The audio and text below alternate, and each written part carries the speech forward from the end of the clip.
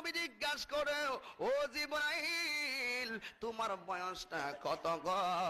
কই ইয়া রাসূলুল্লাহ আমার বয়স কত আমি বলতে পারবো না, কিন্তু একটা জিনিস আমার মনে আছে গো, আমার আল্লাহ যখন আমারে বানাইয়াছিল, বানানোর পরে আমি আকাশের মধ্যে তাকাইছিলাম, দেখতাম একটা তারকা আকাশের মধ্যে উদয় হতো। এই তারকাটা যখন আকাশের মধ্যে বাইসা উঠতো রে, এই তারকাটা ৭০,০০০ বছর থাকতো। আবার যখন ডুইবা যাইতো গো নবীজি, ৭০,০০০ বছর ডুইবা থাকতো। আমি জিব্রাইলের জীবনে এই তারকাটারে ৭২,০০০ বার দেখেছি। আমার নবী ডাক দিয়া কই, জিব্রাইল রে, এই তারকাটা আসলে তারকা ছিল না, এই তারকাটাই ছিলাম আমি, দয়াল নবী।